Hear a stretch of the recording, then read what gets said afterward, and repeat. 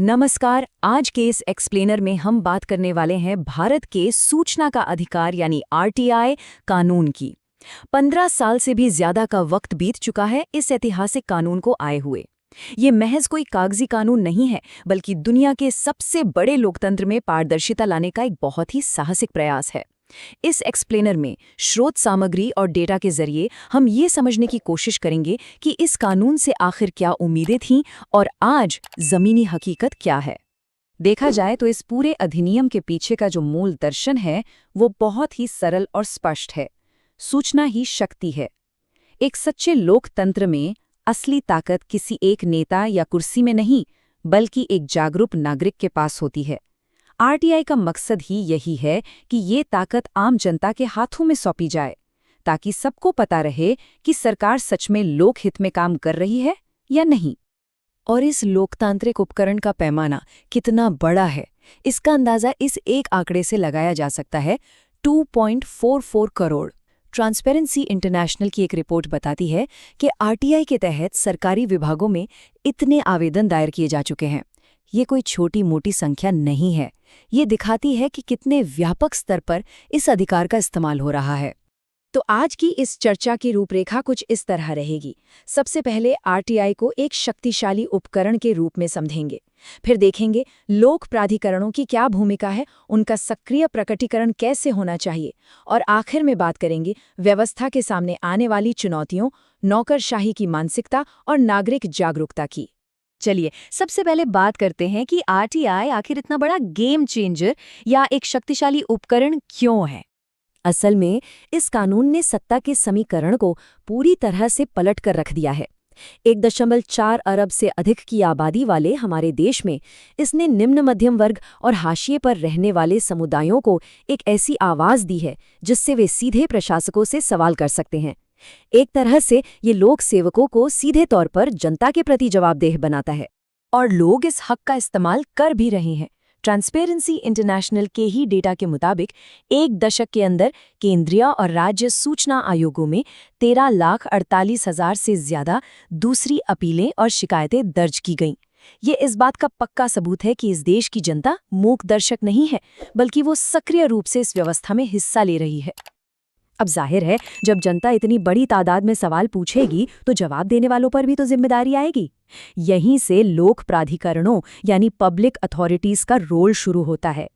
तो सबसे पहले ये साफ कर लेते हैं कि आखिर ये लोक प्राधिकरण है क्या। कानून के मुताबिक इसमें सिर्फ सरकारी दफ्तर ही नहीं आते। संविधान या संसद द्वारा बनाए गए निकायों के अलावा ऐसे गैर सरकारी संगठन या एनजीओज भी इसके दायरे में आते हैं जिन्हें सरकार से अच्छी खासी फंडिंग मिलती है। इन सभी प्राधिकरणों से कुछ बहुत ही सख्त कानूनी जिम्मेदारियां निभाने की उम्मीद की जाती है, जैसे उन्हें जन सूचना अधिकारियों यानी पीआईओज की नियुक्ति करनी ही होती है। कोई रिकॉर्ड मांगे तो उसे देना होता है, प्रशासनिक फैसलों के पीछे का कारण बताना होता है, और सबसे जरूरी बात, सूचना आयोग के जो भी आदेश हों उन्हें हर हाल में लागू करना होता है। लेकिन जरा सोचिए, क्या हर छोटी छोटी बात के लिए आरटीआई लगाना सही है?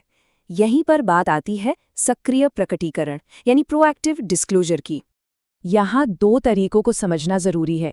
एक है रिएक्टिव तरीका, यानी जब कोई मांगे तभी जानकारी दो, और दूसरा है प्रोएक्टिव तरीका, जहाँ सरकार या विभाग खुद से ही वेबसाइट या अन्य माध्यमों पर सारी जानकारी डाल दें। अधिनियम की धारा 4 यही कहती है कि प्राधिकरणों को प्रोएक्टिव होना चाहिए, ताकि आम इंसान को बेवजह आरटीआई लगाने की नौबत ही ना आए।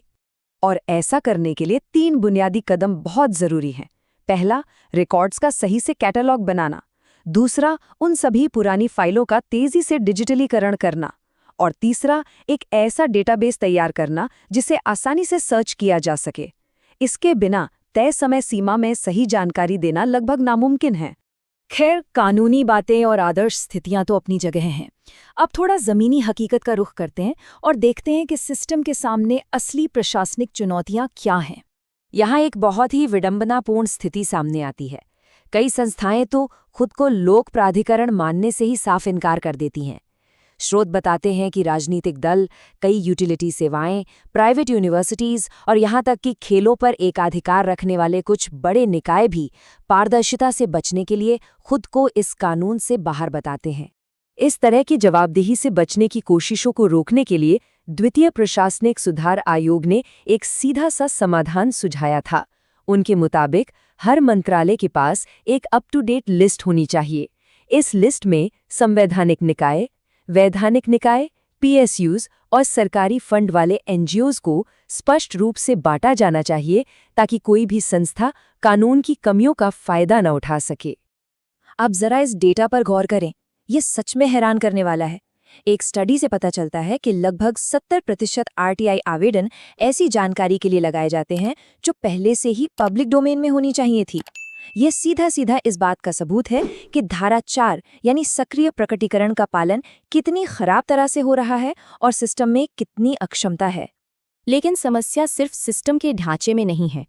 कुछ बहुत ही गहरी सांस्कृतिक और सामाजिक अड़चनें भी हैं जो इस कानून को पूरी तरह सफल होने से रोकती हैं। इनमें से एक बड़ी चुनौती है नौकरशाही की मानसिकता। पारंपरिक रूप से सरकारी महकमों में फाइलों को अपनी जागीर या निजी संपत्ति माना जाता रहा है। वहाँ सूचना को ही शक्ति माना जाता है और उसे साझा करने से कतराया जाता है। जबकि ओपन गवर्नेंस यानी खुला शासन ये मानता है कि सूचना जनता का हक है और इसे बांटने से समाज और मजबूत होता है। दशकों से चली आ रही इस गोपनीयता की संस्कृति को रातों रात नहीं बदला जा सकता। स्रोत सामग्री स्पष्ट करती है कि इसके लिए सिर्फ कानून बना देना काफी नहीं है।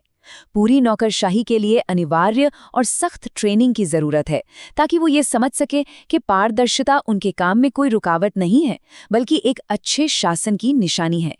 वहीं दूसरी तरफ आम जनता के स्तर पर भी तस्वीर बहुत उत्साहजनक नहीं है। अध्ययन के ये आंकड़े दिखाते हैं कि कानून लागू होने के बरसों बाद भी 64% ग्रामीण और 62% शहरी आबादी ने आरटीआई के बारे में सुना तक नहीं था। गरीबी और निरक्षरता आज भी इस अधिकार के रास्ते में बहुत बड़ी दीवार हैं। ऐसा नहीं है कि सरकार ने कोशिशें नहीं की।